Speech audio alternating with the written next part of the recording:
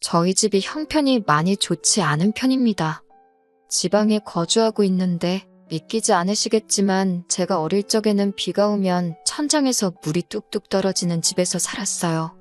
방이라고 2개 있는 거, 하나는 부모님이 쓰시고 남은 하나는 동생 2명하고 같이 써야 했습니다. 저는 고등학교 졸업 후에 바로 취직을 했지만 생활비를 보태야 했기 때문에 독립은 꿈도 꾸지 못했어요.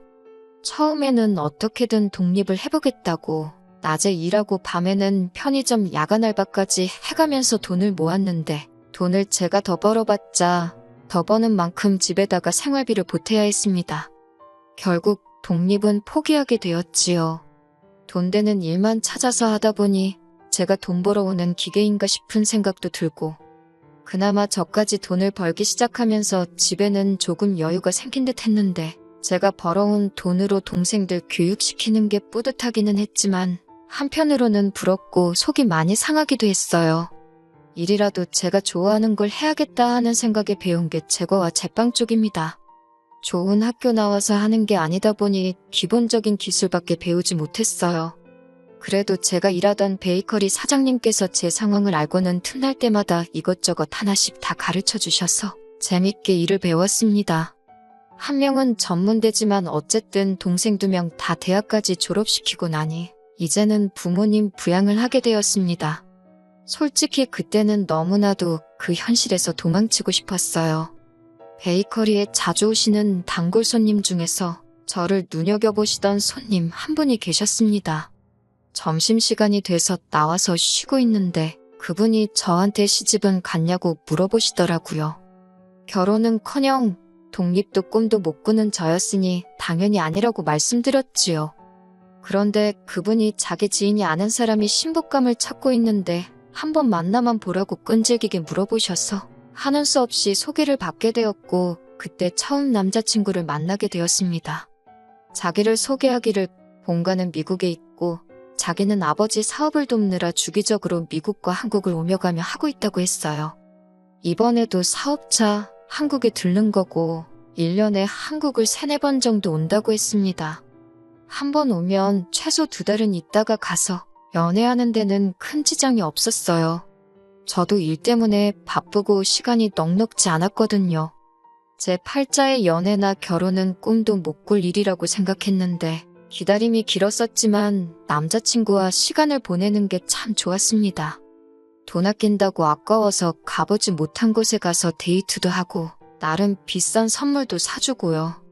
한 달에 3-4번 만나는 게 전부였지만 저한테는 힘든 일상을 버틸 수 있게 해주는 원동력이 돼줬어요. 그런데 남자친구가 저한테 난데없이 청혼을 해왔습니다. 연애를 시작한 지는 1년이 되었지만 바쁜 남자친구 일정 탓에 사실 만나본 건 20번이 채 안 되었거든요. 남자친구는 가족들을 위해 희생하는 숭고한 모습이 인상적이라면서 저랑 결혼하면 자기가 행복할 것 같다고 말해왔어요.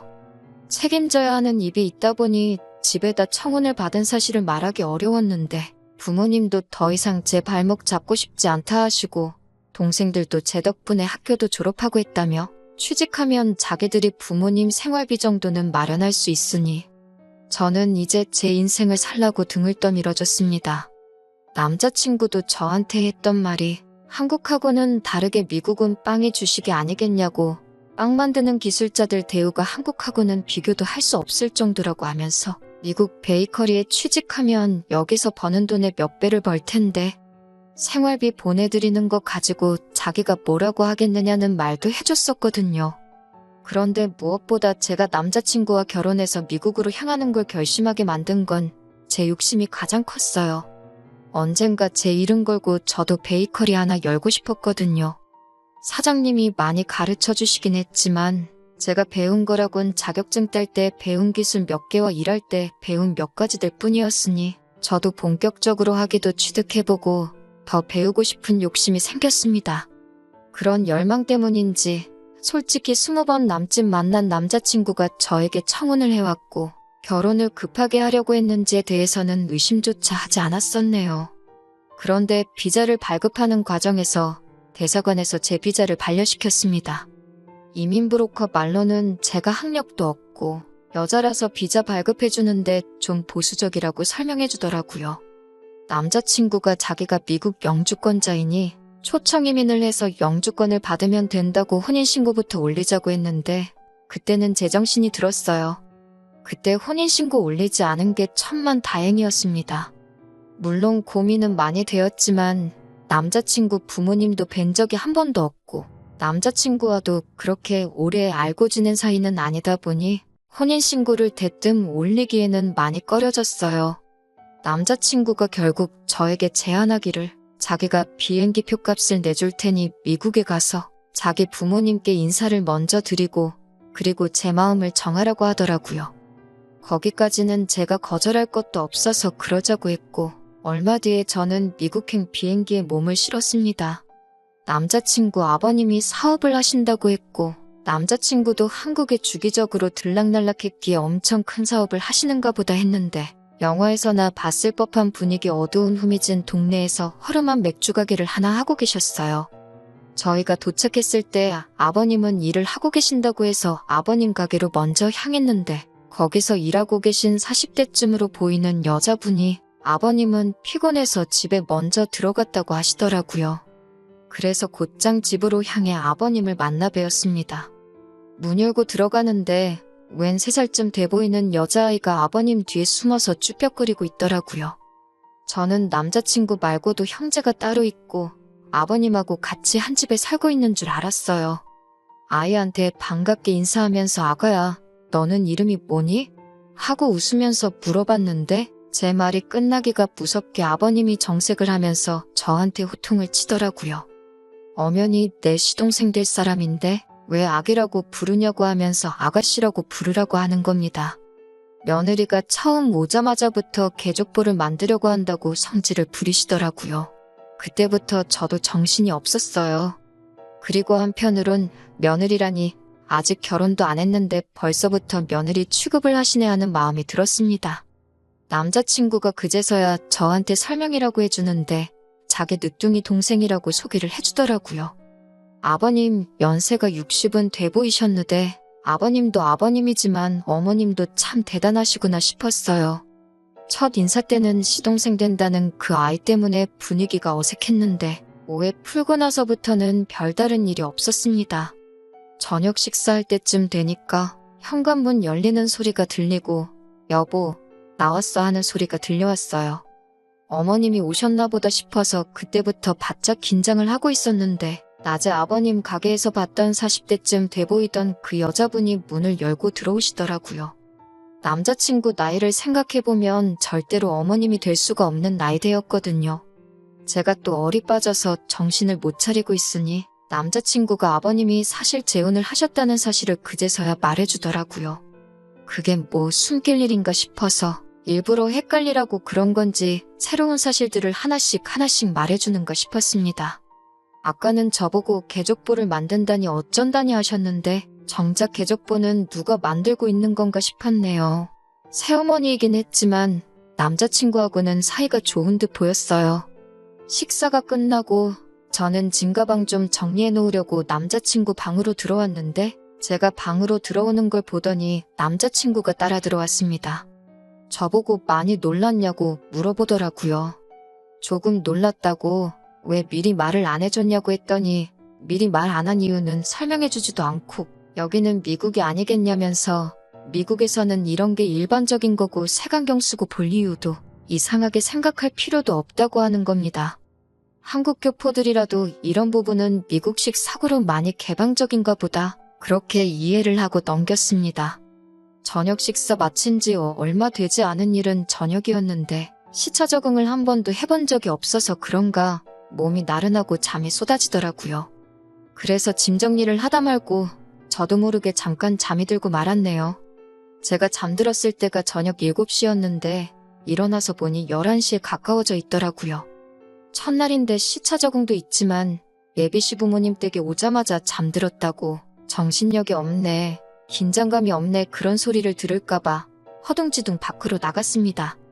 2층 계단을 따라 1층으로 내려오는데 계단 중간쯤에 다다랐을 때 거실에서 이야기를 나누고 있는 남자친구 가족들의 목소리가 들려왔어요. 그런데 그때 들려온 첫마디가 혼인신고도 안 했는데 데려오면 어떡하느냐는 말이었습니다. 그 말을 듣자마자 저도 모르게 본능적으로 그 자리에 멈춰서 남자친구 가족들이 하는 이야기를 숨죽여 듣게 되었습니다. 열받아서 뛰쳐나가느라 정말 조금밖에 듣지 못했는데도 치가 떨리더군요. 비리비리해 보이는데 일이나 할 수 있겠냐는 남자친구 아버지의 말, 다른 거 다 필요 없다. 나 대신 애만 봐줘도 할 만큼 하는 거라는 남자친구 새어머니의 말, 그리고 누구보다 저를 아껴주고 저를 좋아해줘서 결혼까지 생각했던 남자친구의 결정적인 한마디. 다 자기가 알아보고 잘 골라서 온 거라고. 한국에서도 온 가족 뒷바라지 하다 온 사람이고 소처럼 일도 잘한다고 부려먹기 딱 좋은 사람 아니겠냐고 하더라고요. 그 말을 듣자마자 배신감에 뛰쳐나가서 지금 뭐라고 짓거리는 거냐고 한마디 했습니다. 남자친구가 엄청 당황하더니 언제 일어났냐고 하면서 제가 아무것도 못 들었다고 생각했는지 모르는 척 딴청을 부리고 있더군요. 결혼 앞두고 내 칭찬을 하고 있었다고 하는데 남자친구 부모님이 먼저 했던 말만 들어봐도 정황상 그게 제 칭찬으로 한 말이 아니라는 건 누구라도 알았을 겁니다. 남자친구는 오해라고 하면서 잘 들어보라고 하는데 솔직히 그 상황에서는 누가 와도 그 어떤 변명을 할 수 없었을 거예요. 그나마 조금 순화해서 하는 말이 아버지가 재혼을 하시면서 새어머니가 가게를 같이 봐주시게 돼서 번갈아 가면서 가게를 보면 되었으니 조금 쉴만해지셨는데 계획에 없던 아이가 태어나면서 오히려 전보다 더 힘들어졌답니다. 아이를 두고 출근을 할 수 없었기 때문에 가게는 혼자서 나가야 했고 집에 있으면 집에 있는 대로 아이를 돌봐야 했기에 오히려 전보다 훨씬 더 일이 많아진 거나 다름이 없게 되었다고 하더군요. 그래서 며느리가 될 제가 아이를 봐줬으면 하신다기에 그 부분에 대해서 부모님하고 이야기를 나누고 있었다고 하더라고요. 부려먹을 생각이 아니라 제 생각을 물어보려고 했다고 해도 그건 말도 안 되는 거죠. 지들 가족 간의 일이나 마찬가지인데 아무리 제가 이 집에 며느리로 들어온다고 해도 남자친구와도 30살 터울이 있는 시동생을 제가 업어 키워야 할 이유가 있냐 물었어요. 세 사람 다 잠잠하다가 아버님이 그러면 한 달에 100만 원씩 보수로 주겠다는 겁니다. 한국에서도 출퇴근해서 아이 돌봐주는 사람 월급이 당장 2배도 넘는데 언제적 한국을 생각하고 사람을 푼돈 쪼가리로 부려먹을 생각을 하느냐고 했어요. 개방적인 건 미국이라 그런 거니 이해해 달라더니 돈 쓰는 거 보니 미국 이민 오기 전 상팔년도 시세로 계산을 하고 있으니 웃기지도 않더라고요. 그것도 안 통하니 남자친구 새어머니는 애를 줄 테니 그럼 한국에 데려가서 키워달라더군요. 자기 배 아파 낳은 자식을 남한테 키워달라는 것도 웃기지만 이제 나의 애를 주겠다고 나오니 이 사람들 밑바닥이 어디까지인지는 제가 가늠도 할 수 없었습니다. 정리해놓은 짐을 다시 챙겨서 밖으로 나왔네요. 남자친구는 쫓아와서는 지가 다 설명할 수 있다고 하는데 애초에 처음부터 저한테 접근한 의도가 뻔한데 뭘 설명하려는가 했지요. 그랬더니 우리가 그 아이를 키워야만 아버지가 은퇴하고 나서 저 가게를 자기한테 물려주실 거랍니다. 사업이라고 말만 번지르르하게 했지 어디 동네에 있는 귀신 나올 것 같이 다 부스러져가는 화름한 가게 가지고 왜 저러나 싶더군요. 애만 봐주면 그 가게가 니께 되는 거냐고. 잘됐다고. 네가 그 애 대신 키워주고 가게 받으면 되겠다고. 남 시켜먹을 생각하지 말고. 네 앞가림은 네가 스스로 하라고 한마디 했습니다. 그제서야 쫓아오던 남자친구도 포기했는지 발길을 돌려서 돌아가더군요. 스스로 힘들었던 현실에서 도피하고 싶어서 뭣도 모르고 제 발로 지옥으로 데려갈 뻔한 걸 정말 운 좋게 탈출할 수 있었네요. 힘들었지만 가족들 위해 착하게 살아와서 그래서 복을 받은 것 같습니다. 비자가 안 나왔던 것부터 혼인신고 안 올리고 버텼던 것까지 그리고 그 순간에 잠에서 깨서 그 시커먼 본심을 제가 알아채게 될 때까지요. 하마터면 사기 결혼 당할 뻔한 거잖아요. 한국에 돌아오니 저희 가족들도 엄청 많이 놀란 듯 보였습니다. 그리고 부모님께서 저한테 사과를 하더라고요. 그동안 저만 너무 고생시킨 것 같다고 미안하다고요. 하마터면 우리 집 소중한 첫째를 지옥 불구덩이로 헐값에 팔아버릴 뻔했다고 하시면서 말입니다. 동생들도 이제는 너무 조급해하지 말고 우리 한국 땅에서 제가 하고 싶은 일 찾아서 공부도 해보고 늦었지만 꿈을 이뤘으면 좋겠다고 하더라고요. 이제는 자기들이 저한테 베풀 때라고 하면서요. 제가 지켜줘야만 하는 가족들인 줄 알았는데 저를 이렇게 지켜주겠다고 나서니 그렇게 든든할 수가 없어요. 비 온 뒤에 땅이 굳는다고 했나요? 비록 남자친구의 어이없는 계획에 연애도 결혼도 다 망쳐버리고 말았지만 평생 무엇과도 바꿀 수 없는 든든한 가족이 되었어요. 앞으로는 저도 제 인생의 새로운 목표를 잡아서 앞을 향해 뛰어나갈 생각입니다. 후기 보내드립니다. 댓글로 응원해주신 분들께 너무 감사드립니다. 저는 잘 지내고 있어요. 댓글에 주작이라고 하시는 분들도 몇몇 계시는데 전부 사실이에요. 미국 동부의 한국인들 많이 모여 사는 주에서 남자친구 아버지 재혼한 이야기 모르는 사람이 없다고 할 정도라니 들어보실 분들은 들어보셨을 수도 있겠네요. 아무튼 남자친구를 저한테 소개시켜줬던 분께서 다시 돌아와 일하는 저를 보고는 저한테 있던 소식을 듣고 나로 알아보셨나 봅니다. 저한테 미안하다고 하시더라고요. 그분이 남자친구 아버지와 어렸을 때부터 알던 분이시랍니다. 남자친구 처음 소개시켜준 것도 아들 장가 보내려고 한국에 보냈는데 괜찮은 사람 있으면 소개 좀 해달라는 부탁을 하셨다네요. 그래서 평소부터 눈여겨보고 있던 저를 소개시켜줬던 거고요. 그분은 당연히 이런 뒷내용을 몰랐으니 좋은 마음에 소개시켜준 건데 이렇게 돼서 미안하다고 하시더라고요. 미국에도 한국 사람들 많이 모여 사는 곳에는 무명식으로 술집이 있다네요. 남자친구의 새어머니는 거기서 마담으로 일하고 있던 사람이었다고 하고요. 그런데 나이 먹고 오갈 데 없게 될 뻔한 걸 어떻게 남자친구 아버지가 데리고 와서 살기 시작했다고 해요. 그러다가 계획에도 없던 아이가 태어나게 된 거고요. 남자친구가 아이를 대신 키워줄 며느리를 찾으러 혈안이 되었던 건 사연에 적었던 대로 남자친구 아버지가 가게를 물려주는 조건으로 아이를 키우라는 조건을 걸었다고 하네요. 사업한다고 하고 다니고 번드르르 하게 생기긴 했는데 남자친구는 이민에 부적응한 전형적인 이민 1.5세대라더라고요. 그 가게를 물려받는 것 말고는 스스로 할 수 있는 일이 아무것도 없었다고 해요. 그러다가 저를 만나게 된 거고 그 이후는 앞서 적은 사연처럼 사건이 일어나게 되었던 겁니다. 남자친구 아버지가 연세가 있는 편인데 글쎄요. 남자친구 바람대로 애 대신 키워주고 가게 물려받으면 참 좋은 일이겠지만 남자친구 새엄마가 과연 자기 남편의 유산을 아들한테 전부 가게 내버려둘지 모르겠네요. 인상 보니까 도끼가 보통이 아니던데 말입니다. 아니면 혹시 모르죠. 남자친구도 바보가 아닌 이상 새어머니랑 유산으로 다툴 수 있는 그 상황에 아이를 대신 키워줄 사람을 혈안이 되어서 찾으러 다닌 게 다른 이유가 있을 수도 있겠다는 생각이 드네요. 가령 사실 아버님이 자기 딸이라고 생각하고 있는 그 아이한테 사실은 상상도 할 수 없는 출생의 비밀이 있다거나 말이죠. 저도 너무 깊게 생각한 것 같네요. 아무튼 저도 사람 보는 눈을 더 키워야겠다는 생각입니다. 이 사건 이후로 가족들과도 잘 지내고 있고 저도 제 꿈을 이루기 위해서 공부를 시작했어요. 더 생각해봐야 짜증만 나는 일은 그만 있고 앞으로 일어날 좋은 일만